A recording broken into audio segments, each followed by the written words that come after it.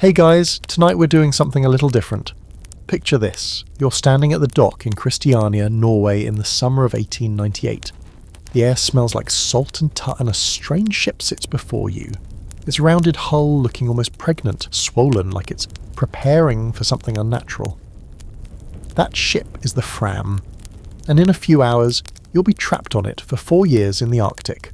4 winters, 4 summers that never quite feel like summer. And yeah, you probably won't survive this either, but let's pretend you might.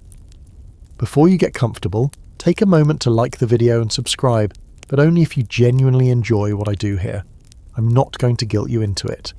And hey, drop your city and the time you're watching this down in the comments. I love knowing who else is awake during these quiet hours, wondering what it would be like to freeze to death in the most beautiful place on Earth. Now, dim the lights, maybe grab a blanket, because tonight, we're walking into Otto Sverdrup's second Fram expedition, and trust me, you're going to need every ounce of warmth you can get. You wake up on June 24th, 1898, in a cramped boarding house in Christiania. Your pillow smells like someone else's hair oil. Your breakfast is a piece of rye bread that tastes like disappointment and obligation. You signed a contract 3 months ago, and now there's no backing out. Outside your window, church bells are ringing, and you can hear the distant sound of a crowd gathering at the harbour. The Fram is leaving today. You're going with it. You dress slowly, pulling on wool that already feels too heavy for the mild Norwegian summer. Your hands shake a little as you button your shirt, not from cold but from something else. Fear? Excitement? It's hard to tell the difference anymore. You've heard stories about the Fram's first voyage, how Fridtjof Nansen and his crew drifted across the Arctic Ocean for 3 years, trapped in ice, surviving on seal meat and sheer Norwegian stubbornness. You've also heard that Nansen came back a hero, his face in every newspaper, his name on everyone's lips. But here's what they don't tell you in the newspapers. 2 men are going to die on this expedition. One will shoot himself in the head because he can't stand the wilderness anymore. The other will die of an illness that could have been cured if there was still a doctor alive to treat him. And you? Well, you'll be lucky if you make it back with all your fingers and toes. You walk down to the harbour, your sea bag slung over your shoulder. The crowd is massive, thousands of people waving Norwegian flags, cheering, singing patriotic songs that make your chest feel tight. You spot the Fram immediately. She's not a pretty ship. Her hull is round and fat, like a walnut, designed to be squeezed by ice and pop up instead of being crushed. She looks ungainly, almost comical, sitting there among the sleek merchant vessels and naval ships. Otto Sverdrup stands, on the deck, his face calm and unreadable. He's 43 years old with a thick beard and eyes that seem to look through you rather than at you. He doesn't smile. He doesn't wave. He just watches as his crew boards one by one, each man carrying everything he'll need for the next 3 years. Except it won't be 3 years. It'll be 4. And nobody knows that yet. You climb the gangplank, your boots making hollow sounds on the wood. The deck smells like fresh tar and coal smoke. 16 men in total, 5 scientists, 10 sailors, 1 cook. You look around at their faces, trying to memorize them, trying to figure out who will die first. Here's a fun fact. One of the scientists is Swedish, another is Danish. The rest are Norwegian. This matters because in a few years, Norway will break away from Sweden and there will be political tensions even here, thousands of miles from civilization, trapped in ice. Because humans can't help but bring their petty bullshit everywhere they go, even to the end of the world. The ship's bell rings. 3 long, mournful peals. The crowd roars. Ropes are cast off. The Fram begins to move, pulled by a small tugboat. Her sails are not yet raised. You stand at the rail, watching Christiania shrink behind you. The city becoming a smudge of grey and brown against green hills. Someone next to you is crying. You don't look to see who. It seems rude somehow to witness that kind of goodbye. By nightfall, you're in open water. The tugboat has turned back. The Fram sails are up, 3 massive sheets of canvas catching the wind. The ship lurches and rolls, her rounded hull making her ride the waves in a nauseating corkscrew motion. Within an hour, half the crew is leaning over the rail, vomiting into the North Sea. You're one of them. Your breakfast tastes the same coming up as it did going down, which is to say, terrible. Welcome to the Fram. You're going to be here for 4 years. And this is only day 1.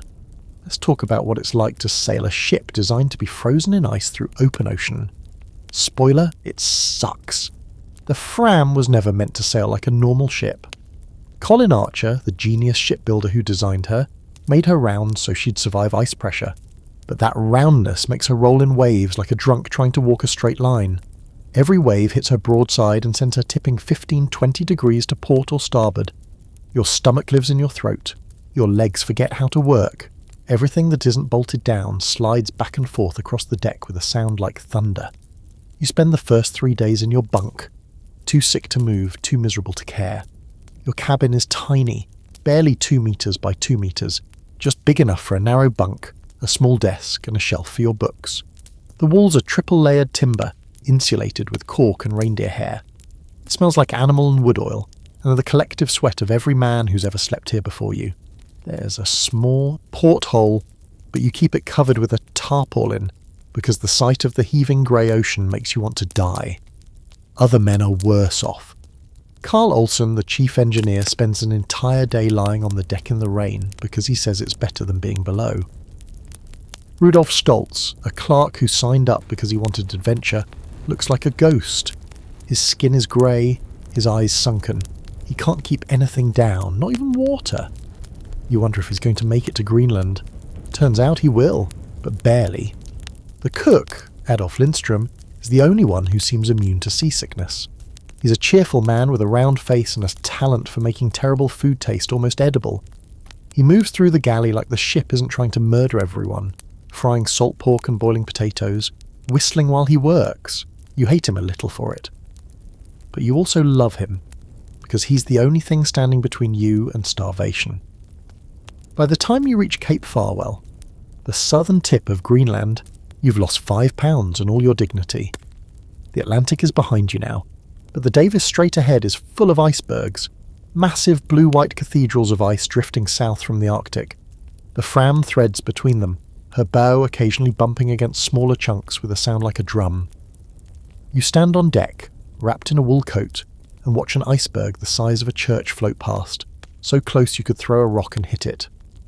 One of the scientists, Herman Simmons, a Swedish botanist with wire-rimmed glasses and a permanent look of worry, tells you that icebergs are freshwater ice thousands of years old compressed into something harder than stone. He says if you melted one, you could drink it. You think about how much water that is, how much cold, how much time. You think about how small the Fram is, how small you are, floating in this landscape of ice and grey sea. This is the part where you should feel excited, right? The adventure is beginning. New lands, scientific discovery, your name into the history books. Except you don't feel excited, you feel cold, and the cold is just starting. The Fram reaches Egdersminde on July the 28th. It's a small Danish settlement on the west coast of Greenland, a cluster of wooden houses painted bright red and yellow, a church with a white steeple, and a population of maybe 200 Inuit and a dozen Danes. It looks cheerful from a distance, like a postcard. Up close it smells like fish and seal blubber and something else, something sour and organic that you can't quite identify. You're here to pick up dogs. 36 Greenland Huskies, ordered months ago through the Royal Greenland Company. They're waiting in pens near the shore, a writhing mass of fur and teeth and noise.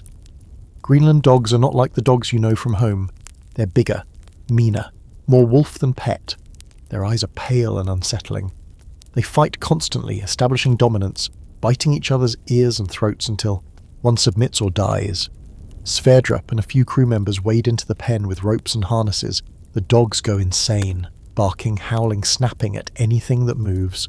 3 dogs are killed in the chaos, torn apart by their packmates in a frenzy of blood and fur. 2 more escape, running off into the hills behind the settlement. Nobody goes after them. There are 70 more dogs where they came from. You help load the survivors onto the Fram. They're chained along the deck, 34 animals in total, and they howl all night. The sound is mournful and ancient, like something from a nightmare. You lie in your bunk, listening, and think about how these dogs are going to pull you across the ice someday. You think about how, if things go wrong, you might have to eat them. At Godhavn, farther north, you pick up another 35 dogs and 36 tons of coal. The Fram sits lower in the water now, heavy with supplies, her deck crowded with barking, shitting animals. The smell is unbelievable. You've been on the ship for a month and you already know this smell is going to follow you for the rest of your life. You also meet your first Inuit here. They're small, compact people, dressed in fur, their faces weathered and calm. They speak a language you don't understand, but they smile and nod and seem curious about the strange round ship and its crew of pale foreigners. One man, an elder with a face like carved driftwood, points at the Fram and says something in Inuktitut. Your translator, a Danish missionary, laughs. He says your ship looks pregnant. Sverdrup doesn't laugh. He never laughs. He just nods and thanks the elder, and turns back to supervising the loading of coal. By mid-August, you're sailing north through Smith Sound, the narrow strait between Greenland and Ellesmere Island. The ice is getting thicker. Massive floes drift past, some as big as city blocks, grinding against each other with a sound like slow thunder. The water is black and oily, littered with chunks of ice that clink against the hull like broken glass. You stand on deck, watching the sun hang low on the horizon, never quite sun-setting. It's midnight, and the light is strange, golden and cold at the same time, making everything look unreal. The dogs have finally stopped howling. They lie in heaps, exhausted, their breath steaming in the cold air.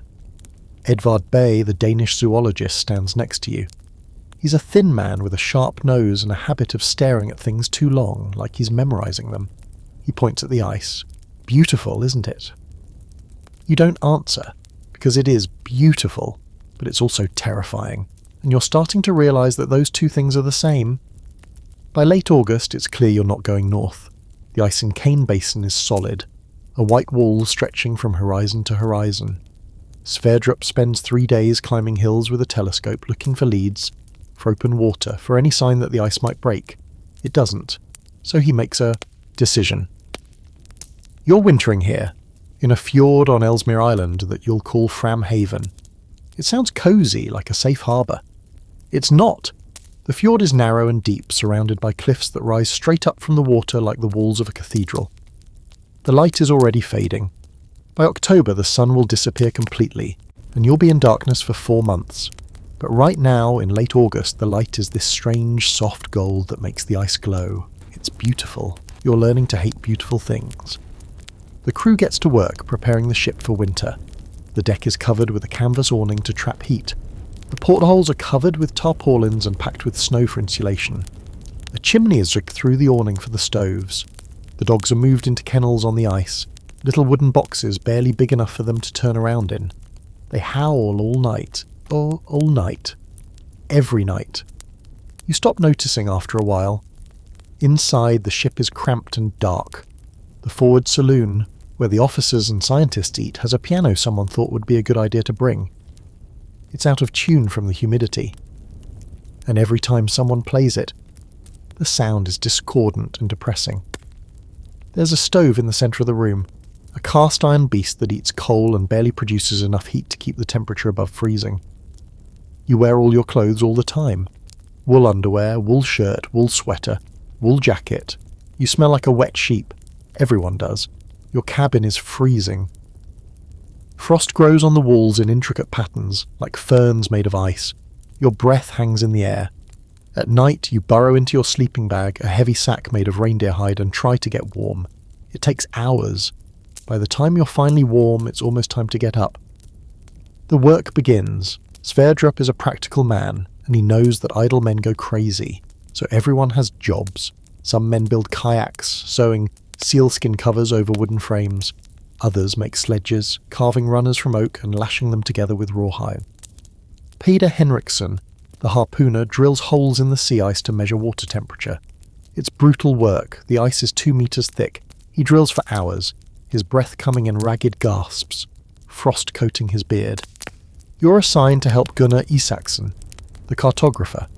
He's a young man, maybe 25, with a sharp mind and a quiet intensity. Your job is to help him survey the surrounding area, taking measurements, sketching maps, recording distances. It means spending hours outside in the cold, standing on hilltops while the wind cuts through your clothes like a knife. Here's what the cold feels like. It starts in your fingers and toes, a tingling that turns into burning. Then the burning fades, and there's just numbness. That's when you know you're in trouble. You have to keep moving, keep flexing your fingers, stamping your feet. If you stop, frostbite sets in fast. You've seen it already. Per Schei, the geologist, froze 5 of his toes on a scouting trip. They had to amputate them with a knife and a bottle of whiskey for anaesthesia. He screamed so loud you could hear him from a mile away. The sun disappears on October 16th. One day it rises, a pale disk barely clearing the horizon, and the next day it doesn't. The darkness is absolute. Even at noon there's only a faint glow to the south, like a distant fire. The stars are incredible, brighter than you've ever seen, the Milky Way a river of light across the sky. But the beauty doesn't make up for the darkness. It gets inside you, heavy and suffocating, pressing down on your chest. You start to understand why the doctor brought morphine. Let's talk about the polar night. Not the poetic version, where it's all aurora borealis and majestic silence. The real version. The one that makes men shoot themselves. It's November. The sun has been gone for a month. The temperature is -35 Celsius. The darkness is so thick you can feel it, like you're underwater, like you're buried alive. You wake up in the dark, you work in the dark, you eat in the dark, you go to bed in the dark. The only light comes from oil lamps, flickering and dim, casting shadows that seem to move when you're not looking. The ship creaks constantly. The wood contracts in the cold, groaning and popping like it's alive. The ice around the ship shifts, grinding against the hull with a sound like breaking bones. At night, lying in your bunk, you listen to it and wonder if this is the night the ice decides to crush you. Christmas is a blur of forced cheer. Lindstrom cooks a feast. Roast seal, potatoes, canned vegetables, and a cake made with lard instead of butter. Someone plays the out-of-tune piano. Someone else sings a Norwegian folk song about going home. You drink too much aquavit and wake up the next day with a headache that feels like your skull is splitting open. Dr. Johan Svendsen sits in the corner, not singing, not eating, just staring at the wall. He's a young man, maybe 28, with dark circles under his eyes and a habit of fidgeting with his hands. He barely talks anymore. When he does, his voice is flat, lifeless. You've heard rumours that he's been taking morphine, that he's addicted, that he's not well, but nobody says anything. Because what would you say? What could you do? In February, the temperature drops to -45 Celsius. Your breath freezes in the air before it hits the ground. Your eyelashes freeze together when you blink. The dogs stop barking. They just lie in their kennels, curled into the tight balls, conserving heat. One morning, 3 of them don't wake up. They suffocated under the snow, buried in a drift during the night. You dig them out, their bodies stiff and frozen, and feed them to the other dogs. Waste not, want not. Sverdrup and Henriksen go on a hunting trip. They're gone for 2 days. When they come back, Henriksen's coat is frozen solid, a shell of ice that has to be pried off with a knife. Sverdrup's face is expressionless, but you can see the frostbite on his nose and cheeks, black patches of dead skin. They killed 2 seals, which means fresh meat, which means survival, but the trip nearly killed them. By March, everyone is going a little crazy. Olsen, the engineer, talks to himself in the engine room. Simmons, the botanist, snaps at people over nothing. Bay, the zoologist, has polar lethargy, a condition where you just stop caring, stop moving, stop trying. He spends days in his bunk staring at the ceiling. Sverdrup tries to shake him out of it, assigning him tasks, forcing him to work. It doesn't really help. And then there's the doctor. You notice it one morning in late March. Svendsen is standing on the ice, just standing there, staring at nothing. You walk over, ask if he's okay. He doesn't answer. His eyes are glassy, unfocused. You touch his shoulder and he flinches like you've burned him. "I can't do this," he says. His voice is so quiet you barely hear it. "Can't do what, Sverdrup?" "This, any of this. I can't stand it. The darkness, the cold. I can't stand being here." You don't know what to say, so you just stand there next to him, 2 men in the middle of nowhere, surrounded by ice and darkness, and you wonder if this is the moment where it all falls apart. It's not yet, but it's coming. The sun returns on March 12th, just a sliver at first, a thin line of gold on the southern horizon, but it's enough. The crew stumbles out onto the ice, blinking in the light like moles emerging from underground. Some men cry, some laugh, some just stand there silent, letting the sun touch their faces for the first time in 4 months. But the return of the sun doesn't mean the end of winter. The temperature is still -40, the ice is still solid, and now, with light, you can see how trapped you really are. The Fram is locked in ice 2 meters thick, surrounded by pressure ridges that rise like walls 10, 15 meters high. The landscape is white and grey and blue, beautiful and dead. Sverdrup wastes no time. He organises sledge trips, scouting expeditions to explore the surrounding area. The plan is simple. Map as much of Ellesmere Island as possible before summer. You're assigned to a trip with Bowman and Bay, heading west across the island to see what's on the other side. You leave on March 22nd. 3 men, 2 sledges, 12 dogs. You're carrying food for 3 weeks. Pemmican, a dense mixture of dried meat and fat that tastes like salted cardboard. Biscuits, hard enough to break teeth. And seal blubber, which tastes exactly as bad as it sounds.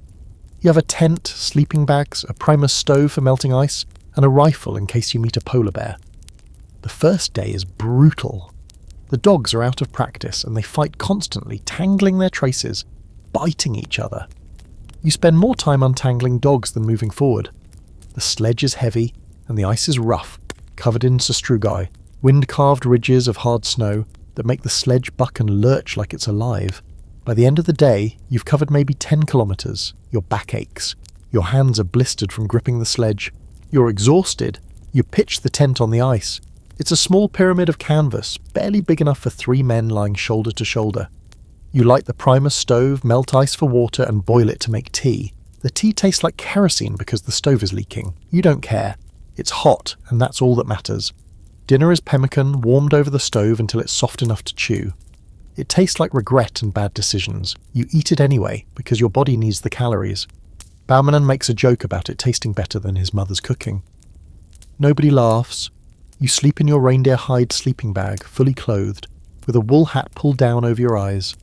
The dogs are chained outside, curled into balls, their breath steaming. The wind howls all night, shaking the tent, and you lie there listening, wondering if the tent will hold. By day 5, you've crossed Ellesmere Island and reached the western coast. The view is stunning. Mountains of ice stretch to the horizon, glaciers carving into the sea with a sound like thunder. The water is black and churning, littered with icebergs. You stand on a cliff, the wind cutting through your clothes, and look out at this alien landscape. Bay is next to you, sketching in his notebook, his hands so cold he can barely hold the pencil. "This is it," he says. "This is why we came." You nod, but you're not sure you agree. Because yeah, it's beautiful, but you're cold and tired, and you miss home, and you still have 4 years of this ahead of you. On the way back, Bauman gets frostbite on his toes. He doesn't say anything at first, just limps along, grimacing. By the time you notice, it's too late. His toes are black, dead tissue that will have to be removed. He jokes about it, says he's always wanted to be a little shorter. But his eyes are scared. You reach the Fram on April 10th. You've been gone for 19 days. You've lost 12 pounds. Your face is burned by the wind, your lips cracked and bleeding. Sverdrup greets you with a nod and a cup of coffee. It's the best thing you've ever tasted. 2 days later, Svendsen shoots himself. June 10th, 1899. The sun is high and bright, the snow melting in patches, revealing the black rocks beneath. It's almost warm, maybe -5°C, and the crew is in good spirits. Spring is here. The worst is over, or so you think. Sverdrup, Bay, Simmons and Schei are on a sledge trip, exploring the southern part of Ellesmere Island. They've been gone for a week. The rest of the crew is on the Fram, doing the usual work, repairing equipment, tending dogs, preparing for summer. Svendsen is with Schei's group, serving as the expedition medic. Except Svendsen isn't really a medic anymore. He's a ghost. He moves through the days like a man, sleepwalking, his face pale, his eyes empty. He barely eats, he barely speaks. At night he sits in his cabin with the door closed, and sometimes you hear him crying. Everyone knows he's using morphine, everyone knows he's not okay, but nobody knows what to do about it. Sverdrup took away the keys to the ship's pharmacy months ago, hoping that would help. It didn't. Svendsen brought his own supply. On the morning of June 10th, the sledge party is camped near a place they'll later name Bauman Fjord. The sun is shining. The ice is melting. Sverdrup is in the tent writing in his journal. Bay and Simmons are outside collecting plant samples. Schei is adjusting his camera, preparing to take photographs. Svendsen is standing about 50 meters away, near the edge of the ice. He's just standing there, staring at nothing. Sverdrup notices, frowns, and calls out, "Doctor, are you all right?" Svendsen doesn't answer. He turns slightly, looks back at Sverdrup, and then he raises his rifle. For a second, Sverdrup thinks he's seen a bear, but there's no bear. Svendsen puts the rifle barrel under his chin and pulls the trigger. The sound echoes off the ice like a crack of thunder. Svendsen falls, his body crumpling onto the snow. By the time Sverdrup reaches him, he's dead. They find a note in his coat pocket. It's short, just a few lines. "I cannot stand this life in the wilderness. I am sorry, forgive me." They bury him in the ice that afternoon. There's no wood for a coffin, so they wrap him in canvas and lower him into a hole cut through the ice. The water is black and cold. The body sinks quickly, disappearing into the darkness. Sverdrup reads a passage from the Bible, something about dust returning to dust. His voice is flat, emotionless, but his hands are shaking.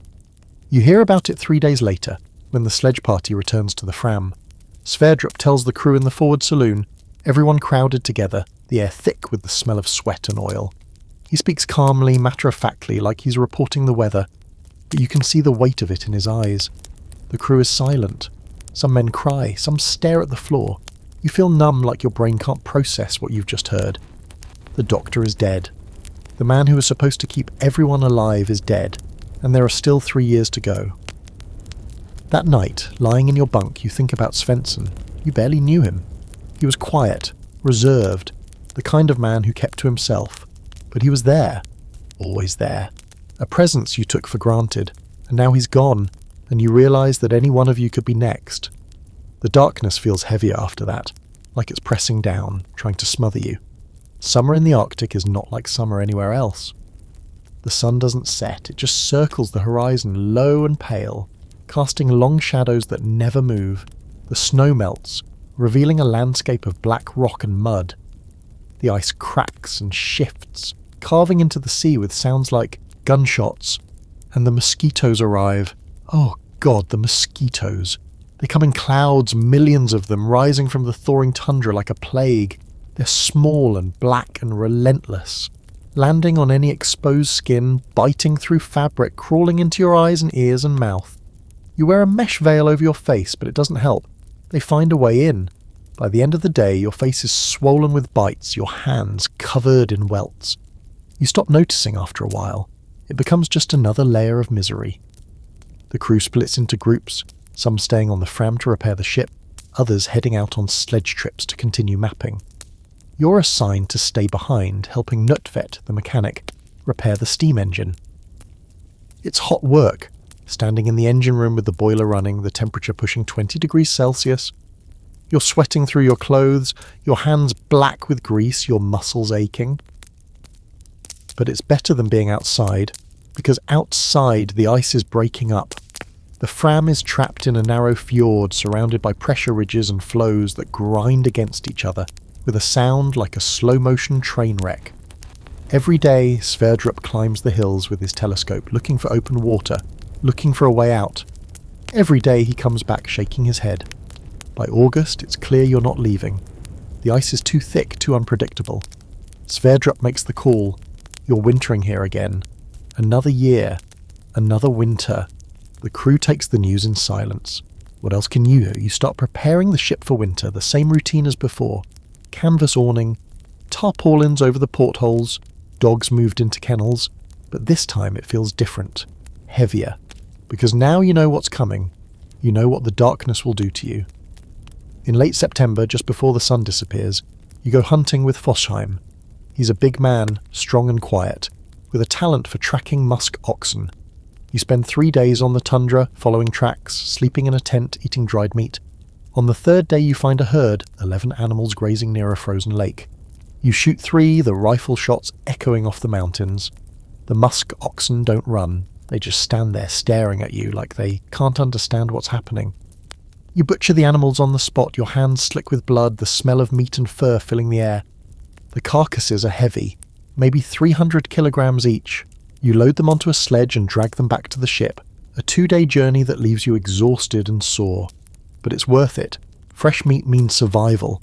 It means you won't get scurvy. It means the dogs will have food.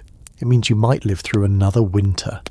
The The sun disappears on October 16th again, and the darkness comes back again, and you lie in your bunk, listening to the ice groan, and you think about Svendsen. You think about how easy it would be to just give up, to walk out onto the ice and keep walking until the cold takes you. But you don't, because you're not done yet, because there's still a chance you'll make it home, because the alternative is too terrible to think about. So you get up the next morning and you do the work and you survive another day. Over Braskerud dies on October 6, 1899. He's 27 years old. He's been sick for weeks, coughing up blood, his lungs filled with fluid. Pneumonia, probably, or tuberculosis, or some other illness that a doctor could have diagnosed. But there's no doctor anymore. Svendsen is dead. And the rest of the crew has no idea what to do. Braskerud was a stoker, a mechanic, a blacksmith. He was good with his hands, always fixing things, always cheerful. He had a wife back in Norway, a young woman he married just before the expedition. He talked about her sometimes, later at night, when the crew was gathered in the forward saloon, drinking coffee and playing cards. He said he was going to buy her a house when he got back. A nice house, with a garden. He had it all planned out. Now he's lying in his bunk, his breath coming in short, wet gasps, his face grey and sunken. Henriksen and Nordtvedt take turns sitting with him, trying to make him comfortable, but there's not much they can do. They give him water, they wrap him in blankets, they hold his hand, and they wait. He dies just after midnight. Henriksen is with him when it happens. He said Braskerud opened his eyes, looked at him, and smiled, and then he was gone. They bury him the next day. The ice is thick enough now to support a burial. They cut a hole the same way they did for Svendsen, and lower his body into the water. Sverdrup reads the same passage from the Bible. The crew stands in a circle, heads bowed, and nobody says a word. After the funeral, Sverdrup calls everyone into the forward saloon. He looks tired, older than his 45 years. He tells the crew that they need to be careful, that sickness can spread fast in close quarters, that everyone needs to eat properly and stay warm and take care of themselves, but his voice lacks conviction. Because what can you do, really, when you're trapped in the Arctic with no doctor, no medicine, and no way out? That night you lie in your bunk and think about dying, not in an abstract way, but concretely. What would it feel like? Would it hurt? Would you be scared? Or would it be like falling asleep, quiet and painless? You don't know, and you hope you never find out. The second winter is worse, not because it's colder or darker or more dangerous. It's worse because you know what's coming. The first winter, there was novelty, the thrill of the unknown. The second winter, there's just dread. You're back at Fram Haven, anchored in the same fjord where Svendsen died. The ice locks the ship in by late September. The darkness returns on schedule, the temperature drops, the wind howls. It's all the same, except now there are 14 of you instead of 16. The crew settles into a routine. Sverdrup is strict about it. Everyone has a schedule, a role, tasks to keep them busy. The scientists work on cataloguing specimens, writing reports, processing data. The sailors maintain the ship, repair equipment, care for the dogs. Lindström cooks 3 meals a day, somehow making seal meat and canned vegetables taste like something other than survival. You spend most of your time in the forge with Nordtvedt. He's built a blacksmith shop on the ice, a crude shelter made of canvas and scrap wood, with a small coal forge in the centre. It's hot work, hammering iron, shaping sledge runners, forging nails and brackets. Your hands are covered in burns and calluses, your back aches from bending over the anvil. But it's better than sitting in the dark thinking about home. The forge becomes the social centre of the expedition. Men drift in and out, warming their hands, chatting, telling stories. It's warmer here than anywhere else on the ship, and the light from the forge is comforting, a little pocket of fire in the endless cold. One night, Henriksen tells a story about hunting walrus near Svalbard. He describes the animal charging his boat, tusks flashing, the water churning. He describes shooting it point blank, the blood spraying, the walrus sinking into the black water. He describes diving in to retrieve it, the cold water like knives against his skin, his lungs burning as he ties a rope around the carcass and hauls it to the surface. Everyone listens in silence. When he finishes, someone asks, "Were you scared?" Henriksen shrugs. "No, I was too busy to be scared." You think about that. Too busy to be scared. Maybe that's the secret. Maybe that's how you survive. Let's talk about hunger. Not the physical kind, though that's there too, a constant gnawing in your stomach, but the other kind, the hunger for light, for warmth, for change, for anything other than this. By December, the darkness is oppressive. The ship is a coffin. The ice groans and cracks all night, a sound like bones breaking. The temperature inside barely rises above freezing, even with the stoves burning. You wear all your clothes all the time, you sleep in your coat, you wake up with frost on your eyelashes. The food is monotonous. Seal meat, boiled or fried, musk ox when you're lucky, canned vegetables that taste like the inside of a tin, pemmican, always pemmican, that dense brick of meat and fat that sustains you but never satisfies. Lindstrom does his best, but there's only so much you can do with the same ingredients day after day. You start to crave things, not expensive things, not luxuries, just normal things. Fresh bread, an apple, cheese, beer. You dream about food, vivid dreams where you're sitting at a table in a warm house eating a meal that tastes like something other than survival. You wake up in the dark, your mouth watering, and for a second you forget where you are. Then you remember. And the hunger comes back. But the physical hunger is nothing. Compared to the other kind, the hunger for meaning, for purpose. You're stuck here, trapped, doing the same tasks day after day, and for what? To map some islands nobody cares about? To collect rocks and plants that will sit in a museum? To prove that Norwegians are tougher than everyone else? You start to wonder if it's worth it. You start to wonder if you'll make it home. You start to wonder if home even exists anymore, or if it's just a story you tell yourself to get through the day. The scientists seem to handle it better. They have their work, their specimens, their data. Bay spends hours at his microscope examining plankton and algae. Simmons catalogues plants, pressing them between sheets of paper, writing detailed notes in his cramped handwriting. Schei chips away at rocks with a hammer looking for fossils. They have a purpose, a reason to be here. The sailors don't. You're here to work, to keep the ship running, to survive. That's it, and it's not enough. It's never enough. Christmas 1899 is an exercise in forced cheer. Sverdrup insists on celebrating, on making it feel normal, on pretending that you're not trapped in a frozen hellscape at the edge of the world. Lindstrom spends 3 days preparing a feast. He makes a roast musk ox, the meat tender and surprisingly good. He makes boiled potatoes flavoured with seal blubber instead of butter. He makes a cake, dense and heavy, sweetened with condensed milk and lard. It's the best meal you've had in months. The forward saloon is decorated with makeshift ornaments. Someone carved a small Christmas tree from driftwood and painted it green. Someone else strung up a garland made of rope and bits of coloured cloth. It looks ridiculous. It looks heartbreaking. The crew gathers in the evening, everyone dressed in their cleanest clothes, which is to say, clothes that are only moderately filthy. Sverdrup opens a bottle of aquavit, a precious commodity, and pours everyone a shot. You drink it in one gulp, the alcohol burning down your throat, warming your stomach. It's the first real alcohol you've had in months. Someone plays the piano. It's still out of tune, but nobody cares. You sing Christmas carols, Norwegian folk songs, drinking songs. Your voice is hoarse from the cold, but you sing anyway. Because what else can you do? Bauman gives a speech. He talks about home, about families, about the people waiting for you in Norway. He talks about how proud they'll be when you return. He talks about the discoveries you've made, the land you've mapped, the knowledge you've gained. He talks about how this is all worth it. You want to believe him. You really do. But as you sit there, surrounded by men who are slowly going crazy, men who smell like sweat and smoke and despair, you can't help but think that maybe it's not worth it. Maybe nothing is worth this. After dinner, everyone exchanges gifts. Small things, homemade things. Henriksen carved you a small walrus from a piece of ivory, incredibly detailed, the tusk sharp enough to draw blood. You give him a pair of mittens you sewed from seal hide, clumsy and uneven but warm. The celebration lasts until midnight. By then everyone is drunk, or as close to drunk as you can get on limited alcohol.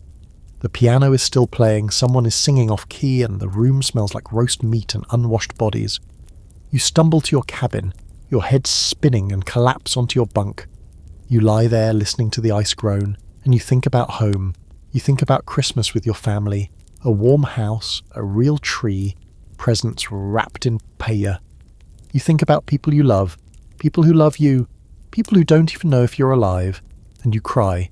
Not loud, sobbing cries, just quiet tears that freeze on your cheeks because you miss home and you're not sure you'll ever see it again. The sun returns on March 14th, 1900. You've been counting. 118 days of darkness this time, though it feels longer. The crew stumbles out onto the ice, blinking like newborns, and you realise you've forgotten what colours look like. The snow isn't just white. It's blue in the shadows, gold where the sun touches it, pink along the horizon. Your eyes water, not from emotion, but from the sheer assault of light after months of grey twilight and lamp flicker. Sverdrup doesn't give anyone time to adjust. Within a week, he's organising sledge expeditions, big ones. You're going west, across Ellesmere Island, to map coastlines and fjords that no European has ever seen. It sounds noble, maybe even exciting, but you've done this before. You know what it means. Cold, pain, dogs that hate you, and a very real chance you won't come back. You're assigned to Isaacsson's team. 6 men, 3 sledges, 24 dogs. You're carrying food for 6 weeks. Pemmican, of course. Biscuits so hard they could double as hammers. Seal blubber, and a small tin of tobacco that everyone pretends they don't care about but will probably kill for by week 3. The first day is chaos. The dogs are out of practice and deeply, personally offended by the harnesses. They bite each other. They bite you. One tries to eat a ski. By the time you get moving, it's late afternoon, and you've covered maybe 5 kilometres. Your back aches.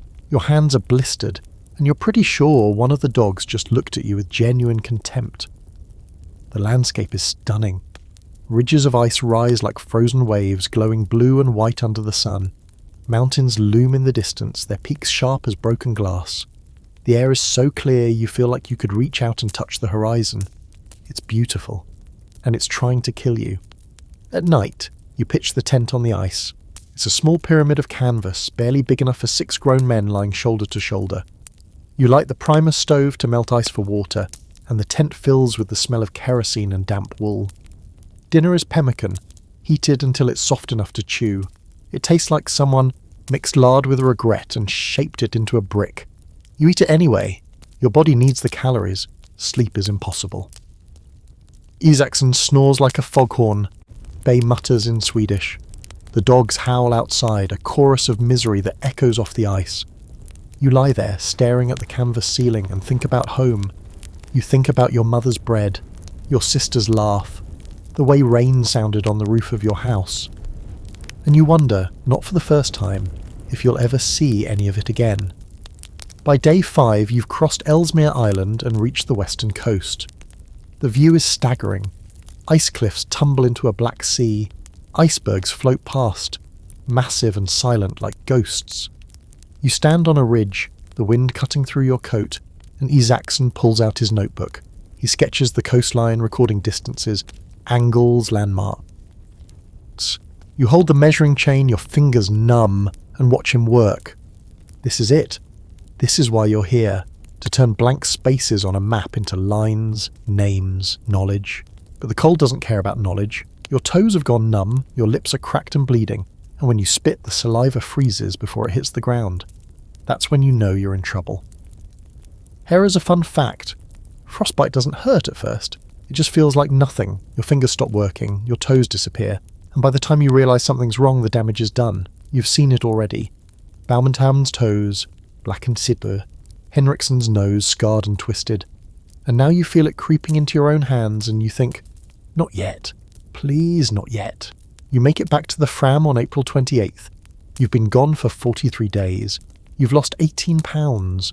Your face is burned by the wind, your lips split, your hands covered in blisters. But you're alive, and Isaacson has maps. Pages and pages of them, coastlines, fjords, islands. You've added to the knowledge of the world, and all it cost was a few toes and a lot of pain. Sverdrup greets you with a nod and a cup of coffee. It's the best thing you've ever tasted. You sit in the forward saloon, hands wrapped around the cup, and listen to the other team's report. They've mapped the southern coast, the northern islands, the interior valleys. Slowly, piece by piece, the blank spaces are filling in. But there's a cost. Schei, the geologist, is sick. Really sick. He's lost weight. His face is grey and he can't stop coughing. The doctor is gone. Braskerud is gone. And now Schei is fading, and there's nothing anyone can do but watch. You lie in your bunk that night, listening to the ship creak, and you think about the maps, about the names Sverdrup has given to the places you've seen.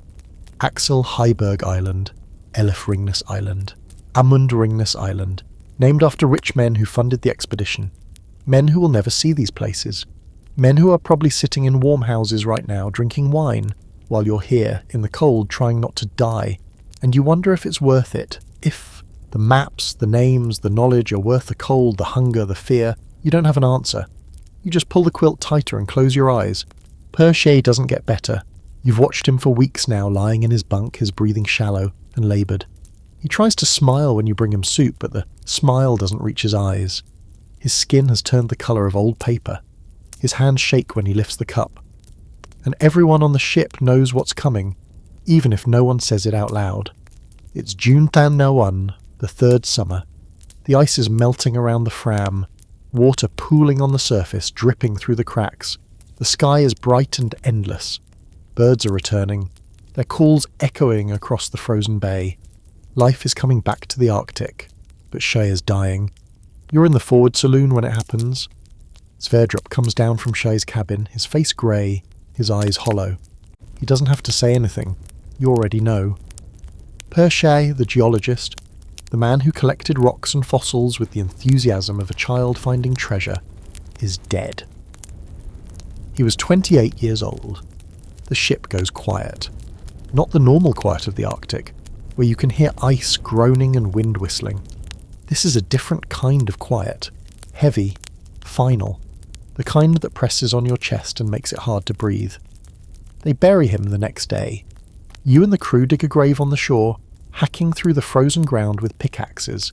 It takes hours. The permafrost is like concrete and your arms burn with every swing. But you keep going because this is the last thing you can do for him. The last kindness. Sverdrup reads from the Bible. His voice is steady, but you can hear the crack beneath it. The crew stands in a semicircle, heads bowed, hands clasped. The wind picks up, carrying away his words, and you think about how Schei will stay here forever. No family to visit his grave, no headstone except a simple wooden cross. Just him and the ice and the endless Arctic silence. It's not fair. But then again, nothing about this expedition has been fair. You signed up for adventure and discovery. You got cold and death and a gnawing fear that never quite goes away. And now Schei is gone, the second man you've lost, and you wonder who will be next. The mood on the Fram shifts after Schei's death. It's subtle at first. Fewer jokes at dinner, less laughter in the forward saloon. The card games continue, but they're all quieter now, almost mechanical. Everyone is thinking the same thing. We're running out of time, we're running out of luck. Sverdrup pushes forward anyway, he always does. In July, he organises another sledge expedition, this time to the north. He wants to reach the northern tip of Axel Heiberg Island, to map the coastline, to finish what they started. You're not selected for this trip, and you're not sure if you're relieved or disappointed. Part of you wants to go, to keep moving, to feel useful. But another part of you just wants to stay on. The ship, where it's warm, where you can pretend for a few hours that you're safe. While Sverdrup is gone, you fall into a routine. You hunt seals, you repair equipment, you read the same books you've read a dozen times before, the words blurring together because you've memorised them. You play chess with Fosheim, losing every game because you can't focus. Your mind keeps drifting back to Schei's grave, to the wooden cross standing alone on the shore. One night you're on deck, leaning against the rail, watching the midnight sun hover above the horizon. It never sets, just circles endlessly, casting long shadows that stretch across the ice. It's beautiful and maddening at the same time. You've been here so long that normal days and nights feel like a distant memory. Your body doesn't know when to sleep anymore. Your mind doesn't know when to rest. Fosheim joins you. He doesn't say anything at first, just stands there smoking his pipe, the smell of tobacco mixing with the salt air. Finally he speaks. "You ever think about what happens when we get back?" he asks. You glance at him. "If we get back," you say. He nods. If. You think about it. Home, family, a bed that doesn't move, food that doesn't taste like seal. But it feels so far away. Like a story someone told you once that you're not sure you believe anymore. I think, you say slowly, that no one will understand. They'll ask what it was like, and we'll say it was cold, and they'll nod and smile and move on. Because how do you explain this? You gesture to the ice, the ship, the endless white. How do you explain 4 years of this? Forsheim takes a long drag from his pipe. You don't, he says. You just live with it. And that's the truth of it. Should. You'll carry this place with you for the rest of your life. The cold will live in your bones. The silence will echo in your mind. And you'll wake up sometimes, in the middle of the night, convinced you're still here, trapped on the Fram, waiting for the ice to let you go. Sverdrup returns in August. He's mapped the northern coast, added more lines to the ever-growing collection of charts. He looks exhausted. They all do. But there's a light in his eyes. A satisfaction that comes from completing something difficult.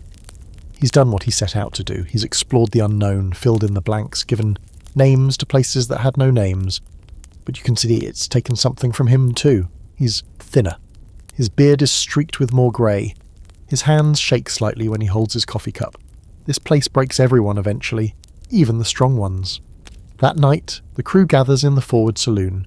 Someone pulls out a bottle of aquavit, saved for special occasions. You pour small glasses and toast to Schei, to Braskerud, to survival. The liquor burns going down, and for a moment you feel warm. Not physically warm, but something close to it. A warmth that comes from being alive, from being together, from knowing that you've made it this far. But as you lie in your bunk later, staring at the ceiling, you can't shake the feeling that the worst is yet to come.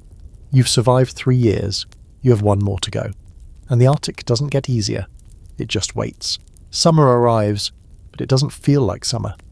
The sun is up 24 hours a day, circling the sky like a broken clock. The temperature climbs to maybe 5 degrees above freezing. The snow melts in patches, revealing black rocks and mud. The ice around the Fram shifts and cracks, groaning like a living thing. And you think, this is it. This is when we leave. You're wrong. By mid-July, it's clear the ice isn't going anywhere. The Fram is locked in Goose Fjord, surrounded by ice that's 2, 3, sometimes 4 meters thick. Sverdrup climbs the hills every day with his telescope, scanning the horizon, looking for open water. He comes back, shaking his head. The ice stretches as far as he can see, solid and unbroken, a white prison with no exit. The crew takes the news in silence. You've been here for 2 years. You were supposed to be home by now. Your families think you're dead or lost, or worse. And now you're looking at a 3rd winter. Another 4 months of darkness. Another season of cold and isolation, and slow-burning madness. Sverdrup doesn't give up easily. In August, he organises a last-ditch effort to break through. You spend days soaring through the ice with long 2-man saws, cutting channels, trying to create a path to open water. It's brutal work. The ice is hard as concrete. Your arms burn, your back screams, and after hours of soaring, you've made maybe 10 meters of progress. You need hundreds, so Sverdrup brings out the explosives. You drill holes in the ice, pack them with dynamite, and light the fuses. The explosions are deafening, echoing off the cliffs, sending chunks of ice flying into the air. For a moment, you feel hope. Maybe this will work. Maybe you'll blast your way to freedom. But the ice doesn't care about your hope. The holes you blast freeze over within hours. The channels you cut fill with slush and refreeze. By late August, it's obvious. You're not getting out. The Fram will spend another winter locked in the ice. That night, you sit in the forward saloon and the mood is darker than the coming polar night. No one says much. What is there to say? You're stuck. Again. And there's nothing you can do about it. Here's something they don't tell you about long expeditions. It's not the big disasters that break you. It's the small disappointments, the constant erosion of hope. You wake up every day thinking maybe today will be different, and every day it's the same. The ice, the cold, the waiting, and slowly, piece by piece, you feel something inside you crumble. Forsheim sits across from you, carving a piece of wood with his knife. He's making something, though you're not sure what. His hands are steady, but his eyes are hollow. He's been here as long as you have, and you can see it wearing on him, the way his shoulders slump, the way he stares at nothing for long stretches. "You ever think about just walking out?" he asks suddenly. You glance at him. "Out where?" Anywhere. Just pick a direction and walk until you can't walk anymore? You don't answer. Because you've thought about it. Everyone has. The urge to do something, anything to break the monotony. To feel like you have control over your life, even if that control means walking into the wilderness and freezing to death. But you don't say that. You just nod. And Fosheim goes back to carving. Sverdrup calls a meeting the next day. He lays out the plan. Since you're stuck for another winter, you'll use the time productively. More sledge expeditions, more mapping, more exploration. He's calm, matter-of-fact, like he's discussing the weather. But you can see the tension in his jaw, the way his hands grip the edge of the table. We've come this far, he says. We'll finish what we started. And that's it. No drama, no speeches, just orders and a schedule. You'll leave in the spring as soon as the light returns, and you'll map every kilometre of coastline, every fjord, every island you can reach, because that's what you're here for. That's the job. But as you lie in your bunk that night, staring at the frost patterns on the ceiling, you can't help but feel a creeping resentment.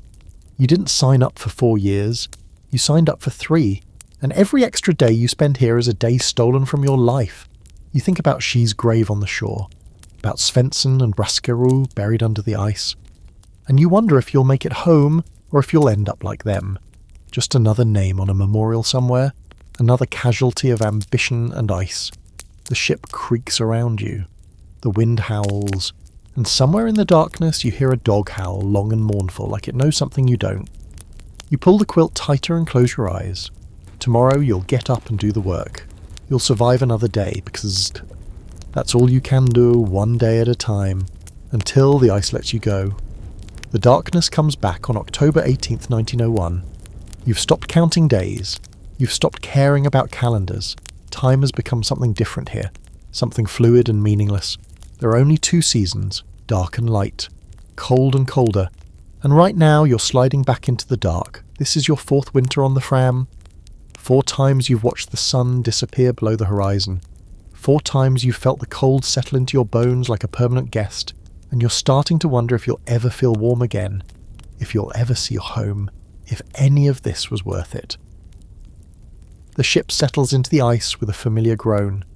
You know every sound now, the way the hull creaks when the pressure builds, the way the masts whisper in the wind, the way footsteps echo differently depending on where you're standing. This ship has become your world, your prison, your coffin maybe, if the ice decides it wants to keep you forever. The routine is the same as before. Breakfast at 8, chores, reading, card games, dinner, more reading, sleep, repeat. But there's a heaviness to it now that wasn't there before. The jokes don't land anymore. The laughter sounds forced. Everyone is tired, not just physically tired, soul tired, the kind of tired that sleep doesn't fix. You notice it in the small things, the way Isaacson stares at the wall for hours, the way Bass snaps at people over nothing, the way Fosheim has stopped carving his wooden figures and just sits, hands idle, eyes distant. Even Sverdrup looks older. His beard is almost completely grey now. His face is carved with lines that weren't there when you started. He still gives orders, still plans expeditions, but you can see it in his eyes. The weight of responsibility, the fear that he's led you all to your deaths. There are moments, quiet moments in the dark, when you think about just giving up. Not dying exactly, just stopping. Lying down in your bunk and refusing to get up. What would happen? Would anyone care? Would anyone even notice? But you get up anyway, because that's what you do. You get up, you put on your frozen clothes, and you keep going. Not because you're brave, not because you're strong, but because the alternative is worse. The alternative is letting the Arctic win. By November, the cold is back with a vengeance, -40, -50. The air is so cold it burns your throat when you breathe. Your eyelashes freeze together. Your spit freezes before it hits the ground. And the darkness is absolute. When you step outside, you can't see your hand in front of your face. The world has disappeared, leaving only cold and night and the sound of ice grinding against itself. One night you're on deck, supposedly on watch, though you're not sure what you're watching for. Everything's black. You can't see the ice, can't see the stars, can't see anything except the tiny circle of light from the ship's lantern. And standing there, wrapped in layers of wool and fur, you have a moment of pure existential terror. What if you're the only person left? What if everyone else died and you just didn't notice? What if you're standing on a ghost ship floating in an ocean of ice and you're the last living thing for 1,000 miles? You shake your head, forcing the thoughts away. But they linger, scratching at the edges of your mind. This place does things to you. It changes the way you think, the way you see the world, and you're not sure you'll ever be normal again. Christmas arrives.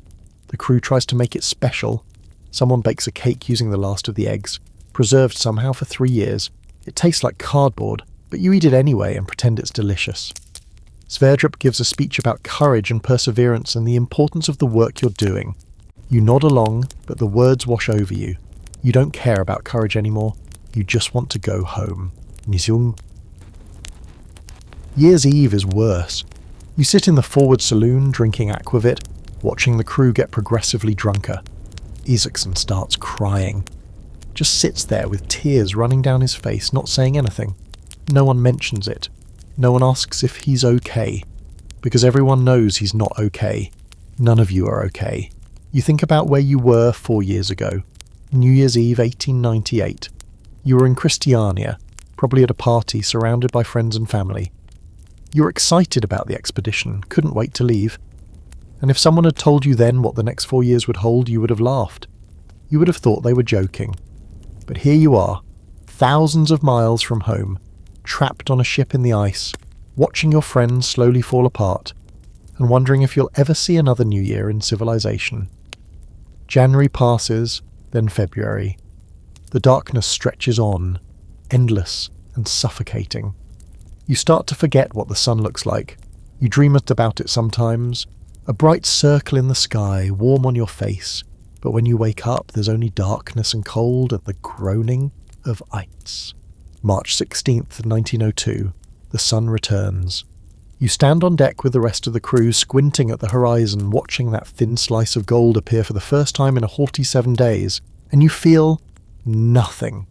No joy, no relief, just a dull acknowledgement that the light has returned and you have work to do. Sverdrup wastes no time. Within a week he's organising sledge expeditions, big ones, final ones. He wants to explore the northern coast of Axel Heiberg Island. He wants to confirm the maps, fill in the last blank swools. And you're going with him. You pack your sledge without enthusiasm. Pemmican, biscuits, sleeping bags, rifles. The dogs are excited at least. They've been cooped up all winter, restless and eager to run. You envy them. Their simple happiness. Their inability to contemplate the misery of existence. On March 24th, you leave the Fram. Sverdrup leads, followed by a Saxon, then you, then the others. 7 men, 4 sledges, 32 dogs. You're heading northwest across the frozen sea toward land that might not even exist. The first week is brutal. The ice is rough, broken into ridges and pressure fields that require constant manoeuvring. The dogs struggle, the sledges tip over. You fall a dozen times, your face hitting the ice hard enough to draw blood. But you keep going, because that's the job. That's what you do. By the end of the first week, you've covered maybe 80 kilometres.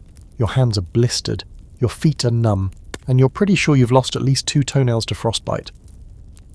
But Sverdrup is relentless. Every morning he's up before everyone else, studying maps, checking equipment, planning the day's route. He won't stop until the job is done, and neither will you. By week 3, you've lost track of time. The days blur together. Wake up, break camp, harness the dolls, sledge for 8 hours, pitch tent, eat, pemmican, sleep, repeat. Your body moves on autopilot, muscles screaming, brain foggy with exhaustion. But Sverdrup keeps pushing forward, his jaw set, his eyes fixed on the horizon like he's chasing something you can't see. You're mapping the northern coast of Axel Heiberg Island now. It's slow, tedious work. Isaacson stops every few kilometres to take measurements, to sketch the coastline, to record elevations and landmarks. You hold the measuring chain, your fingers so numb you can barely feel the metal, and you think about how absurd this is. You're standing on a glacier, in the middle of nowhere, measuring things that no one will ever see, and your toes are probably dying inside your boots. But there's something else too. A strange pride. You're the first people to see this, the first to map it, the first to name it, and even though you're cold and tired and probably going to lose a few body parts to frostbite, there's a part of you that feels almost privileged, like you're part of something bigger than yourself. Here's a fact you don't want to think about. Your body is eating itself. After 3 weeks on the ice, surviving on pemmican and biscuits, your body has burned through all its fat reserves and started consuming muscle. You've lost maybe 20 pounds, your face is gaunt, your ribs are visible through your shirt, and you still have another 3 weeks before you get back to the Fram. The landscape is stunning in a brutal kind of way. Mountains rise straight out of the ice, black peaks against white snow. Glaciers carve into the sea with sounds like cannon fire. The light is strange, filtered through the ice crystals in the air, turning everything gold and pink and blue. It's the kind of beauty that would kill you if you stopped to admire it too long. On April 15th, you reach Cape Southwest, the northwestern point of Axel Heiberg Island. Sverdrup climbs to a high point and scans the horizon with his telescope. You stand below watching him, and you wonder what he's thinking. Is he satisfied? Disappointed? Does he feel like this was worth it? He comes down, his face unreadable, and tells you you're heading back. The maps are complete, the work is done, and you feel a wave of relief so strong it almost knocks you over. The journey back is harder than the journey out. You're exhausted, the dogs are exhausted, the sledges are lighter without the supplies, but that almost makes it worse because they bounce and tip on the rough ice. You fall more, you bleed more, and the cold which you thought you'd gotten used to feels colder somehow, like it's seeping into your soul. One night, camped on the sea ice, you lie in your sleeping bag and listen to the wind howl outside. Bay is asleep next to you, snoring softly. Isaacson is writing in his journal by the light of a candle, and you think about home, not in a nostalgic way, just thinking about it, wondering if it still exists, wondering if you'll recognise it when you get back, wondering if it will recognise you. You've changed, you know that. The person who left Norway 4 years ago doesn't exist anymore. That person was optimistic, naive, excited about adventure. The person lying in this tent is harder, quieter, more aware of how fragile life is, how quickly it can end, how much of survival is just stubborn refusal to quit.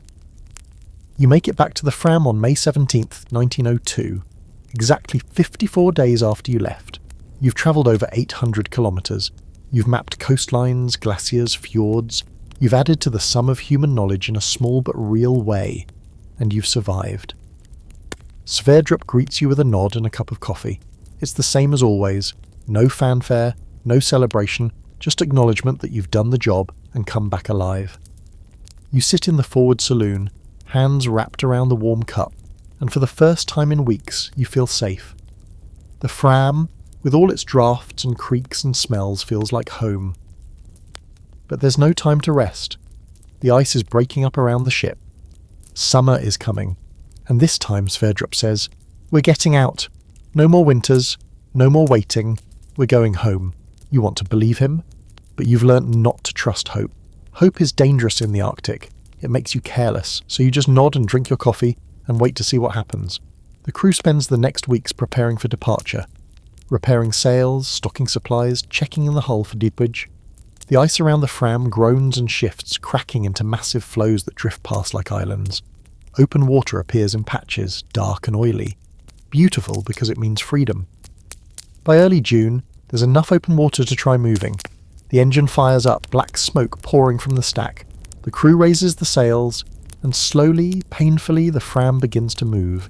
You stand on deck, feeling the ship shudder beneath your feet, and you hold your breath, waiting for the ice to close in, waiting for something to go wrong, but it doesn't. The Fram pushes through the broken ice, crunching and grinding, but moving forward. And for the first time in 4 years, you feel something close to hope. Real hope. The kind that makes your chest tight and your eyes burn. You're going home. The ice breaks slowly. Not all at once like you hoped, but piece by piece, day by day. You spend weeks watching the Fram push through the floes, listening to the hull crunch against the ice, holding your breath every time the ship shudders, because you've been trapped here for so long that freedom feels impossible. Like a story someone told you once that you're not sure you believe anymore. By late July, the ice is thin enough to navigate through. The Fram moves steadily now, threading between massive floes, finding channels where the water is dark and clear. You stand on deck, watching the landscape change. The mountains recede, the glaciers disappear behind you, and with every kilometre south, you feel something loosen in your chest. It's hard to describe. It's not. Happiness, exactly. It's more like relief, so intense it's almost painful, like you've been holding your breath for 4 years and you're finally allowed to exhale. The crew is different now, quieter. You look at their faces and see the same exhaustion, the same weariness that you feel. These men have aged a decade in 4 years. Their skin is weathered, their eyes distant. They move slower, laugh less, and you wonder if you look the same to them. Sverdrup is still Sverdrup, still calm, still composed, still giving orders like you're on a routine voyage. But you catch him sometimes, standing at the rail, staring south, and you see something in his face that looks almost like fear. Not fear of the ice, fear that after everything, after 4 years, you might not make it home. You cross the Arctic Circle on August 15th, 1902. Someone marks the occasion with a toast. You drink aquavit that tastes like fire, and for the first time in years you let yourself believe that you're actually going home, that this nightmare is ending, that you survived. The weather warms, not much, but enough that you can stand on deck without your face freezing. The sun is higher now, warmer, and you see things you haven't seen in years. Birds, lots of them. They circle the Fram, calling out, and the sound is so normal, so mundane, that it almost makes you cry. One morning you see land. Real land. Greenland. Not ice, not glaciers, but actual hills covered in grass and trees. You didn't realise how much you missed green until you see it again. The colour is so vivid it hurts your eyes. But you can't stop looking. The Fram drops anchor in Tromsø, Norway, on September 9th, 1902. 4 years, 2 months, and 5 days after you left. You stand on deck, looking at the town, at the buildings, and the people and the normal, ordinary life happening on shore, and you feel disconnected from it, like you're a ghost watching the living. The townspeople gather to meet the Fram. They cheer and wave flags and shout questions. Reporters swarm the dock, notebooks in hand, asking about the expedition, the maps, the discoveries. Sverdrup gives a speech. You don't remember what he says. You're too busy trying to process that you're actually here, that you made it. You step off the Fram onto solid ground and your legs don't know how to handle it. The ground doesn't move. It's stable, fixed. And after 4 years of living on a ship that rocked and swayed and groaned, the stillness is disorienting. That night you sleep in a real bed, in a hotel, with clean sheets and a pillow that isn't frozen and a room that doesn't smell like seal blubber. You lie there, staring at the ceiling, and you can't sleep. The bed is too soft, the room is too warm, the silence is too loud. You're so used to the creaking of ice and the howling of wind that normal quiet feels wrong. You think about Svendsen and Braskerud and Schei, about the graves you left behind, about how you made it home and they didn't, and you wonder if that's fair, if there's any reason you survived when they didn't. There isn't. You know there isn't. Survival in the Arctic isn't about deserving, it's about luck. The next weeks are a blur. You travel to Christiania. There are parades and ceremonies and more speeches. Sverdrup is hailed as a hero. The king awards him a medal. Scientists pore over the maps and charts and specimens you brought back. The expedition is declared a success. You stand in the crowd watching it all and you feel nothing. Or maybe you feel everything, but it's so overwhelming that it just feels like nothing. You're home. You survived. But you left something of yourself in the Arctic.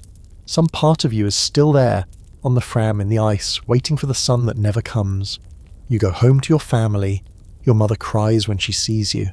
Your sister doesn't recognize you at first. You've changed too much. You're thinner, harder, older. You sit at the dinner table, eating food that tastes too rich, too complex. And you think about pemmican and seal meat and how simple things were when survival was the only goal. They ask you questions. What was it like? Were you scared? Was it worth it? And you don't know how to answer. Because how do you explain 4 years of cold and darkness and isolation to people who have never experienced anything like it?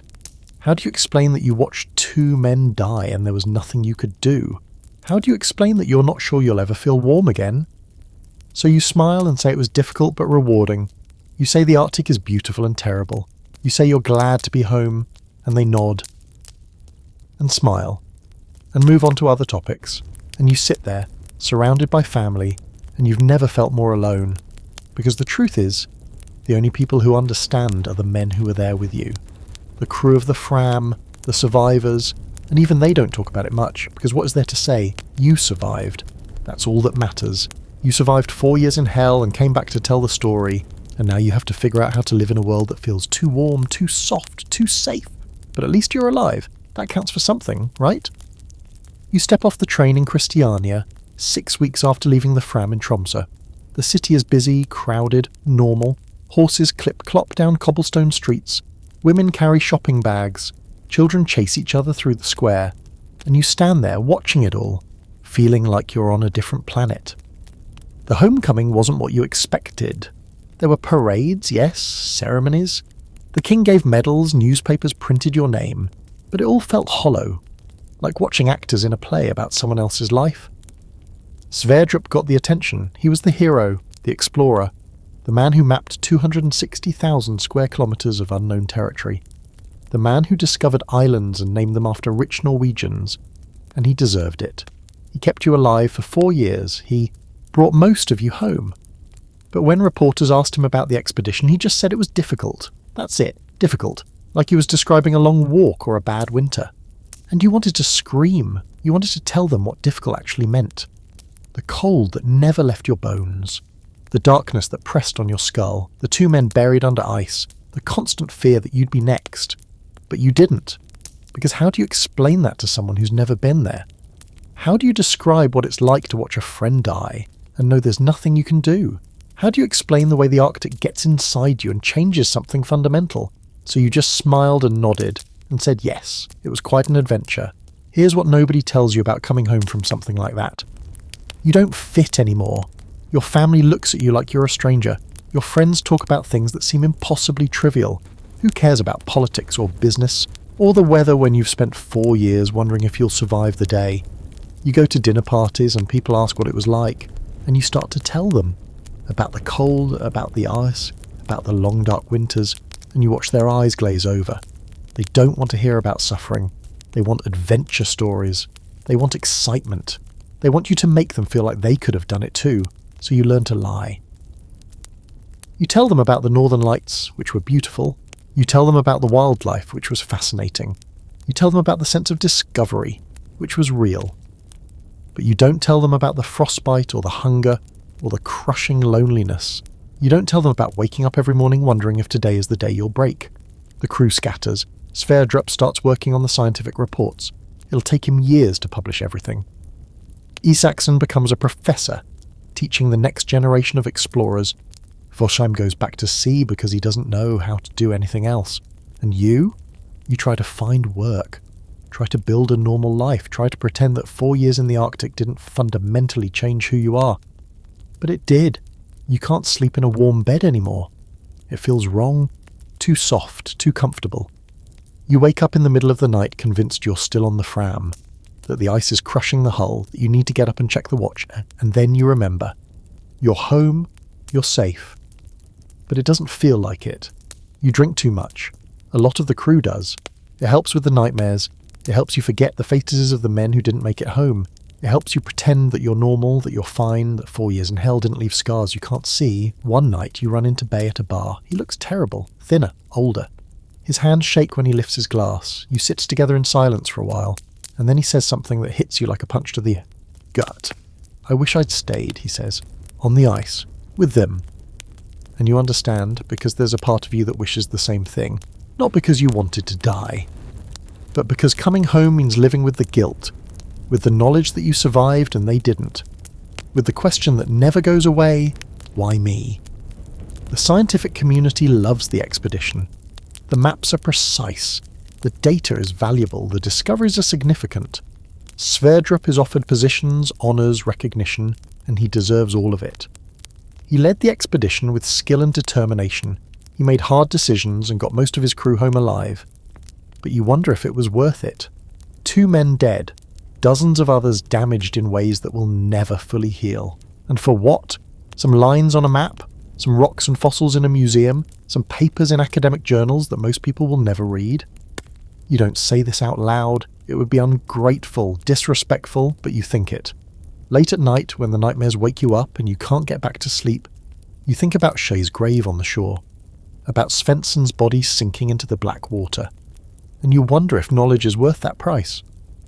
Years later, someone will ask you if you regret going, and you'll think about it for a long time before answering, because the truth is complicated.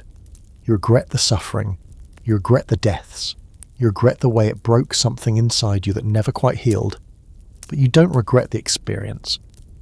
As brutal as it was, it showed you what humans are capable of. It showed you that people can endure things that should kill them. It showed you that even in the worst conditions, there's still courage and friendship and the stubborn refusal to give up. The Fram is retired from Arctic service. She'll go on to carry Amundsen to Antarctica, to the South Pole.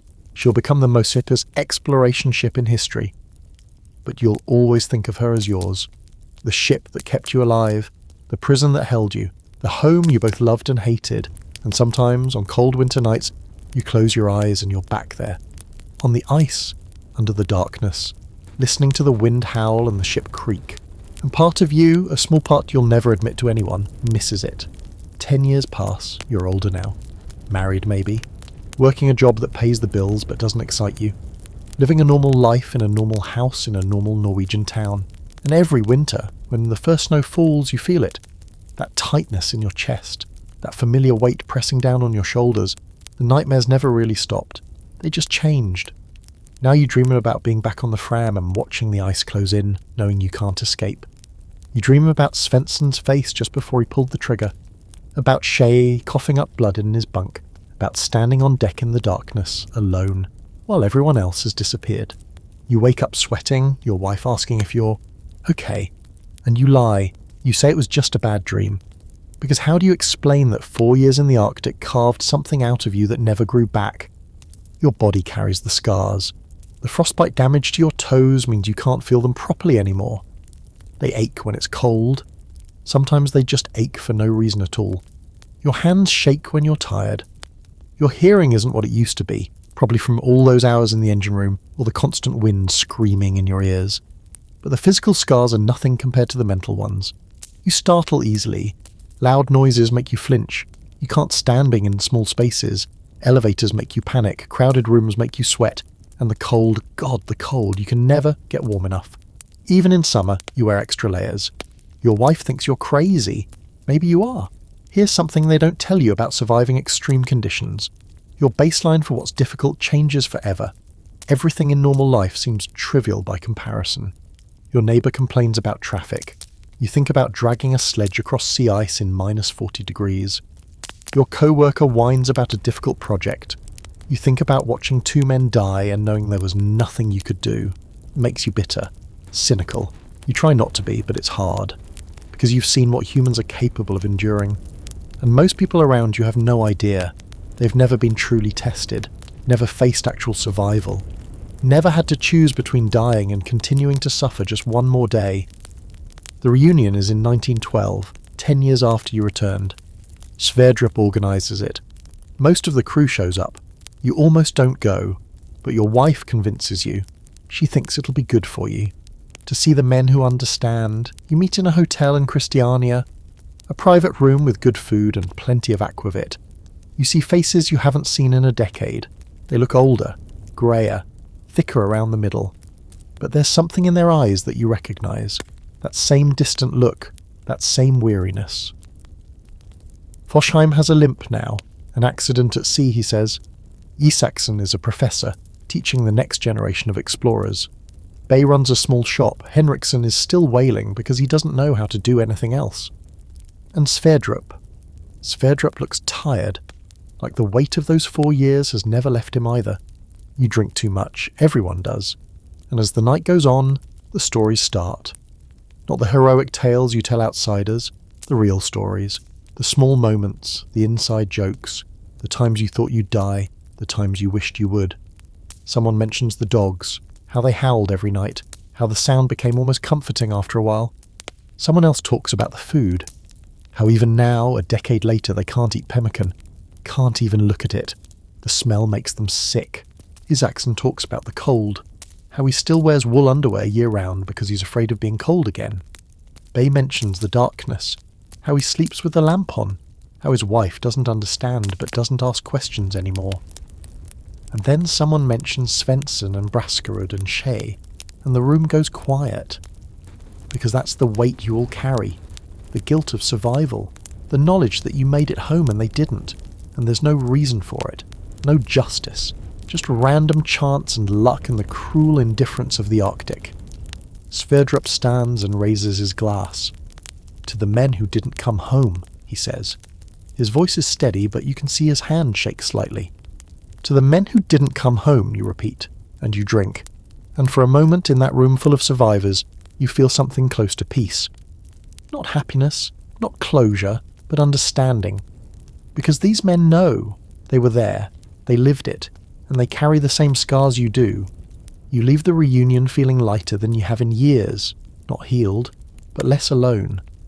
Because survival isn't just about making it through. It's about learning to live with what the experience did to you. And knowing that others carry the same burden makes it just a little bit easier to bear. The scientific reports are finally published in 1930, 28 years after the expedition ended. Sverdrup spent decades compiling them. Data on geology, meteorology, oceanography, biology, thousands of pages of detailed observations, maps that fill in blank spaces on charts of the Canadian Arctic. The maps are beautiful, precise, detailed. They show coastlines and fjords and islands that no European had ever seen before. They show your 4 years of suffering translated into lines and coordinates and names.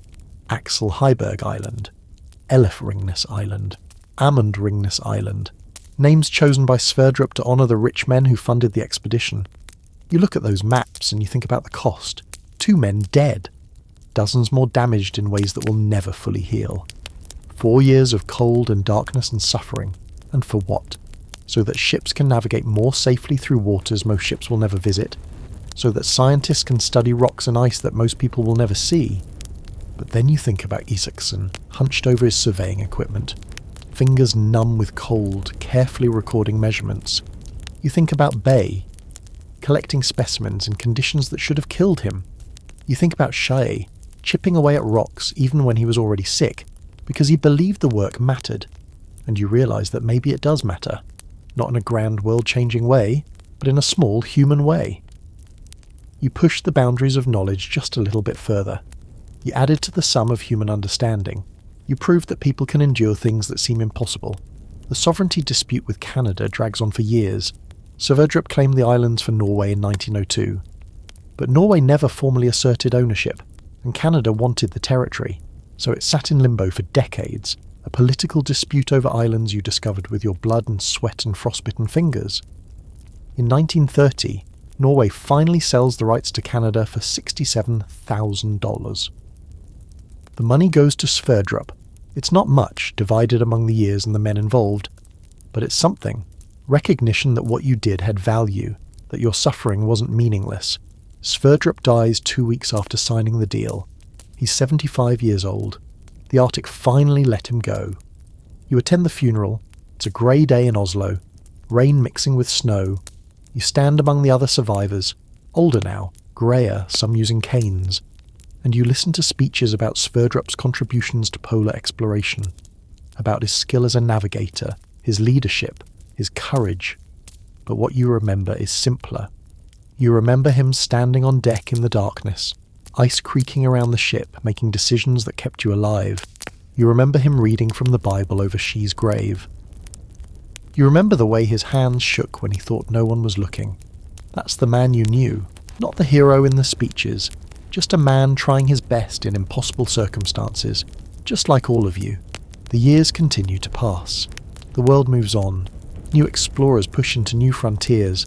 Amundsen reaches the South Pole. Aviation opens up the Arctic in ways ships never could. Your expedition becomes a footnote in polar history, less famous than Nansen's Fram voyage, less dramatic than Amundsen's conquests. Just another Arctic exploration in an era full of them, but the maps remain. In archives and libraries and cartography offices, your work endures in those lines and coordinates. Every ship that sails through those waters uses charts based on your surveys. Every scientist who studies the region builds on the data you collected. You contributed something lasting to human knowledge. Even if no one remembers your name, you're old now, your wife has passed, Your children are grown with families of their own, and sometimes, on winter nights, you sit by the fire and think about the Fram, about the ice and the cold and the darkness, about the men you knew, about the 4 years that defined your life more than any other. You don't regret going. Not exactly, because it showed you something fundamental about human nature, that we can endure almost anything if we have to. That courage isn't the absence of fear, but the decision to keep going despite it. That even in the worst conditions, there's still kindness and humour and hope. But you also know the cost. You know what those 4 years took from you. The innocence, the sense of invulnerability. The belief that the world is fundamentally safe. You traded those things for knowledge and experience and the quiet pride of having survived something that killed other men. Was it worth it? You still don't know. Maybe there's no answer to that question.